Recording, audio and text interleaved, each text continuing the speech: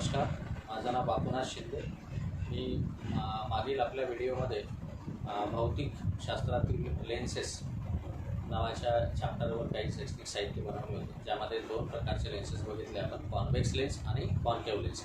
त्यानंतर त्याच्यामध्ये इमेजेस कशा तयार होतात ते आपण त्या प्रतिकृतीच्या माध्यमातून किंवा शैक्षणिक साहित्यांच्या माध्यमातून आपण विद्यार्थ्यांना पटवून दिलं। आज भौतिकशास्त्रामधीलच त्याच्याशीच मिळता जुळता एक विषय घेऊन आलेला आहे, पण तो 9वीला आहे आणि आता आपण लेन्सेस न बघता मिररविषयी माहिती आपण मिळवणार आहोत किंवा मिररवर आधारित आपण शैक्षणिक साहित्य मी आज तुमच्यासमोर घेऊन आलेलो आहे, ते सादर करणार आहे। तर लेन्सेस आणि मिरर याच्यामध्ये खूप मोठा फरक आहे। सगळ्यात पहिले आपल्याला हे जाणून घ्यायचं आहे की लेन्सेसमध्ये काय झालं होतं, लाईटचं रिफ्रॅक्शन, म्हणजे एका बाजूनं लाईट रे आला होता आणि तो स्ट्राईक होऊन आरपार लेन्सच्या आरपार झाला होता आणि तो दुसऱ्या बाजूला गेला होता, कारण लेन्सेसचे दोन्ही स्पेरिकल सरफेसेस हे ट्रान्सपॅरंट, बरोबर। परंतु इथे मात्र मिररमध्ये थोडंसं वेगळं आहे, कारण मिरर हा ट्रान्सपॅरंट नसतोच, तो ओपेक असतो। कुठली तरी एक बाजू त्याची रिफ्लेक्टिंग असते आणि दुसरी बाजू नॉन रिफ्लेक्टिंग असते, ठीक आहे। म्हणून लेन्सेस आणि मिररमध्ये खूप मोठा फरक आहे। तर मग इमेजेसही तिथे कशा तयार होतील, त्याच्यानंतर तिथे रूल्सही तसे असतील, बरोबर आहे। तर मग सगळ्यात आधी आपण मिररमध्ये इथे आता मला सांगा, इथे लेन्सेससारखं रिफ्रॅक्शन होणार की रिफ्लेक्शन होणार? ऑब्व्हियसली रिफ्लेक्शन, कारण लेन्सेसमध्ये दोन्ही स्पेरिकल सरफेसेस हे ट्रान्सपॅरंट असल्यामुळे लाईट रे एका बाजूने येऊन दुसऱ्या बाजूला जात होता, म्हणजे तिथे ट्रान्सपॅरंट होत होतं, म्हणजेच रिफ्रॅक्शन होत होतं। आणि इथे मात्र मिररमध्ये इथे एकच बाजू त्याची रिफ्लेक्टिंग आहे, दुसरी नॉन रिफ्लेक्टिंग आहे, त्याच्यामुळे तो जो लाईट रे आहे तो त्या रिफ्लेक्टिंग सरफेसवर, मिररच्या रिफ्लेक्टिंग सरफेसवर स्ट्राईक होईल आणि तिथनंच तो वापस येईल, म्हणजे त्याला काय म्हणतो आपण, रिफ्लेक्शन, ठीक आहे। तर आता सगळ्यात आधी मिररमध्ये रिफ्लेक्शन ऑफ लाईट होणार आहे, बरोबर आहे, म्हणजे प्रकाशाचं परावर्तन होणार आहे।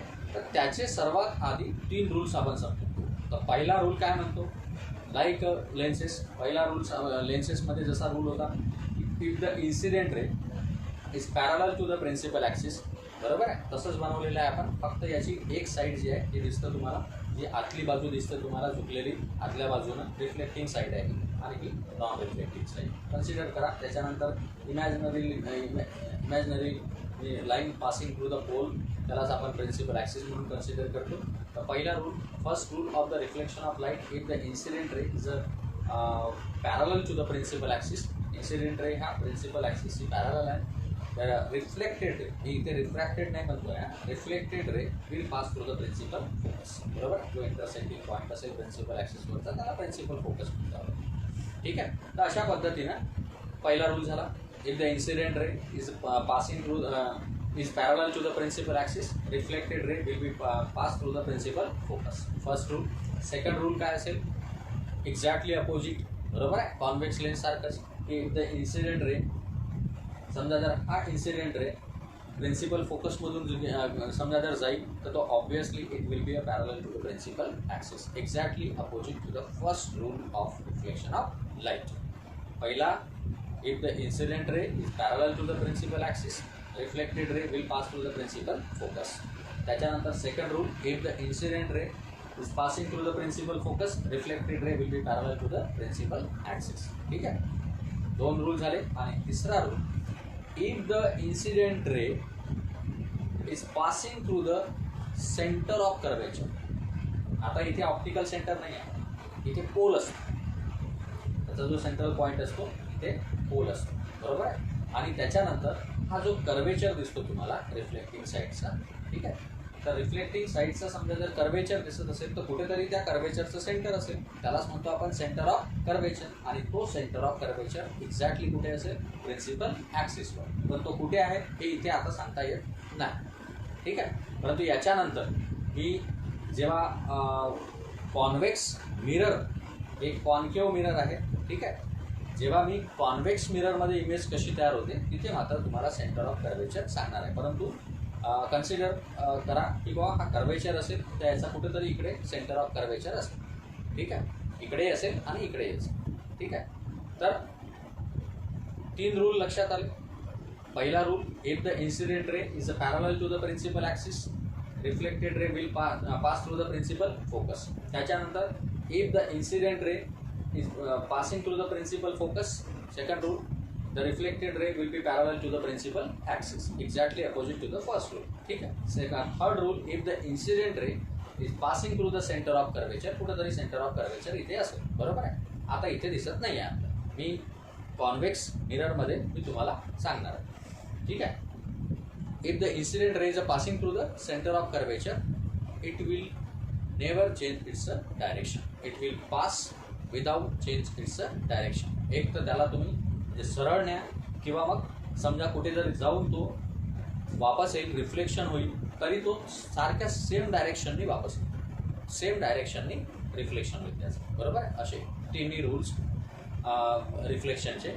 त्याच्यानंतर आता मिररचे 2 मुख्य प्रकार. सगळ्यात पहिले प्लेन मिरर, जो सकाळी सकाळी आपण उठून आरसा बघतो, ठीक आहे, आणि आपली इमेज बघतो आणि घराच्या बाहेर पडतो, तो झाला प्लेन मिरर आपल्या घरी जो असतो. आणि त्याच्यानंतर दुसरा जो मेन टाईप असतो तो असतो स्पेरिकल मिरर. आणि स्पेरिकल मिररचे मग 2 प्रकार. स्पेरिकल मिरर याच्यासाठी मी याच्या अगोदरही सांगितलं होतं, स्पियरचे ते पार्ट आहेत. बरोबर आहे. तर म्हणून त्यांना आपण स्पेरिकल मिरर म्हणतो आपण. ठीक आहे. तर स्पेरिकल मिरर मग 2 टाईपचे, 2 प्रकारचे spherical. There are 2 types of spherical mirror, एक कॉन्केव्ह आणि एक दुसरा कॉन्व्हेक्स. ठीक आहे, जसं लेन्सेसमध्ये बघितले आपण तसं. ठीक आहे. त्याच्यानंतर आता concave mirror, how the image is produce in a concave mirror. प्रश्न ऐकून घ्या, साधा आहे की आता कॉन्केव्ह मिररमध्ये रूल्स माहीत आहेत आपल्याला. ठीक आहे. त्याच्यानंतर आपल्याकडे मिरर आहे, दोन्ही मिरर आहेत आपल्याकडे. स्पेरिकल मिररही आहे आणि म्हणजे कॉन्व्हेक्स मिररही आहे आणि कॉन्केव्ह मिरर. ठीक आहे. आता माझ्या हाती जो आहे तो याची रिफ्लेक्टिंग साईड समजा जर आतल्या बाजूने झुकलेली आहे, हा कोणत्या प्रकारचा मिरर असेल? Obviously concave. बरोबर आहे. याचा शेपच सांगतो कॉन्केव्ह आहे. तर मग हा कॉन्केव्ह मिरर आहे. या कॉन्केव्ह मिररमध्ये इमेज कशी तयार होते ते आपल्याला विद्यार्थ्यांना आता त्या कृतीच्या माध्यमातून म्हणा किंवा या शैक्षणिक साहित्याच्या माध्यमातून पटवून द्यायचं. बरोबर आहे. शैक्षणिक साहित्य बनवण्यासाठी तेच मटेरियल तेच वापरलेलं आहे आपण, स्ट्रॉ वापरलेले आहे. बरोबर आहे. आणि त्याच्यानंतर अशा पद्धतीनं त्याची रचना केलेली आहे. तर बघा, ऑब्जेक्ट ठेवला आपण, it is just above the principal axis. Principal ॲक्सिसच्या वरती ठेवलेला आहे आपण. बरोबर आहे. ऑब्जेक्ट हा कसा दिसतोय तुम्हाला बघून घ्या एकदा. इरेक्ट. कोणत्या पोझिशनमध्ये आहे? इरेक्ट. बरोबर. त्याच्यानंतर ऑब्जेक्ट ठेवला आपण प्रिन्सिपल ॲक्सिसच्या वरती. एक्झॅक्टली कुठे ठेवलेला आहे हे अजूनही कन्फर्म नाही. बरोबर आहे. फक्त कन्सिडर करा की प्रिन्सिपल ॲक्सिसच्या वरती आहे. त्याच्यानंतर रूल्स अप्लाय करा. आता तिन्ही रूल्स काय म्हणतो? पहिला rule, if the incident ray, इथून इन्सिडेंट रे समजा जर निघाला, that will be obviously strike on the reflecting surface of the concave mirror.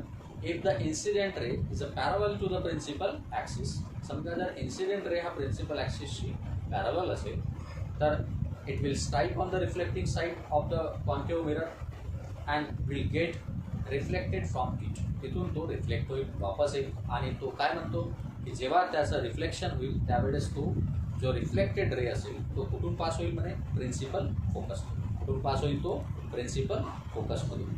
तर पहिला rule, if the incident ray is a parallel to the principal axis reflected ray will pass through the principal focus. पहिला rule satisfy झाला.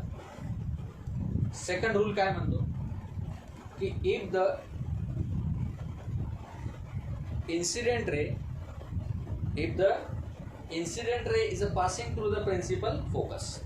बघा इकडे, जेव्हा incident ray हा principal फोकसमधूनच ज्यावेळेस तो पास होतो त्यावेळेस the reflected ray will be parallel to the principal axis, exactly opposite to the first rule of reflection of light. पहिल्या रूलमध्ये आपण बघितलं की the incident ray, when the incident ray is a parallel to the principal axis, reflected ray will pass through the principal focus. पहिला rule झाला. Second rule त्याच पॉईंटपासून, ठीक आहे, if the incident ray is passing through the principal focus, reflected ray will be parallel to the principal axis. बरोबर. पहिला जो reflected ray होता तो इथपर्यंत आलेला आहे, दिसतोय आपल्याला, इकडे लांबवता येतो. ठीक आहे. त्याच्यानंतर सेकंड रूल जो होता, according to the second rule of reflection of light, काय झालं, तो प्रिन्सिपल रिफ्लेक्टेड रे हा प्रिन्सिपल ॲक्सिसशी पॅरलल झाला. होत असताना पहिल्या रूलमधल्या रिफ्लेक्टेड रेला दुसऱ्या रूलच्या रिफ्लेक्टेड रेने काय केलं, इंटरसेक्ट केलं. बरोबर आहे. So we got intersecting point of both the reflected rays at a particular point. इथे हे दोन्ही रिफ्लेक्टेड रे पहिल्या रूलमधला आहे आणि दुसऱ्या रूलमधला आहे, हे इथे इंटरसेक्ट होतं. Then intersecting point and the point of the principal axis, that will be your image. बरोबर. मग इथे आता इमेज कशी तयार होते, त्याचं नेचर काय असेल, त्याचं साईज काय असेल, त्याची पोझिशन काय असेल, ते आता आपल्याला इथे स्पष्टपणे सांगता येईल. ठीक आहे. ऑब्जेक्ट कोणत्या पोझिशनमध्ये होता, इरेक्ट.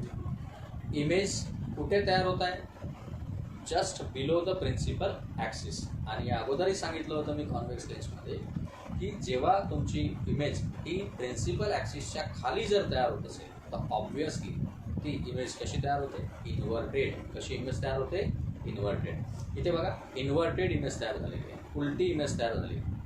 बरोबर. The image is produced is inverted because it is produced just below the principal axis. ठीक आहे. आपल्याला त्याचं नेचर कळलं आहे की इन्व्हर्टेड इमेज तयार होत आहे. ठीक आहे. त्याच्यानंतर इमेज इन्व्हर्टेड मिळाली, it is a smaller than the object. Obviously it is a smaller than the object. कुठे इमेज कशी मिळते आपल्याला, स्मॉलर दॅन द ऑब्जेक्ट. दुसरी गोष्ट साईज मिळाला आपल्याला. ठीक आहे. त्याच्यानंतर इमेज इन्व्हर्टेड मिळाली, स्मॉलर मिळाली. त्याच्यानंतर ही image, the image is produced just beyond the mirror. ही इमेज कुठे मिळते आपल्याला, बियॉन्ड द मिरर. त्याच्यामुळे बियॉन्ड समजा जर एखादी इमेज मिळत असेल तर मग ती इमेज कशी असेल, रियल. कशी असेल, real. Because this image is produced in front of the reflecting side of the concave mirror. Concave मिररच्या रिफ्लेक्टिंग साईडच्या समोर ही इमेज तयार होते. Therefore, this image will be produced as a real, not a virtual. तीन गोष्टी मिळाल्या आपल्याला, nature, size and position. पहिली गोष्ट, इमेज कशी मिळते तो आपल्याला, इन्व्हर्टेड. त्याच्यानंतर दुसरी, इमेज कशी मिळते आपल्याला, real and smaller than the object.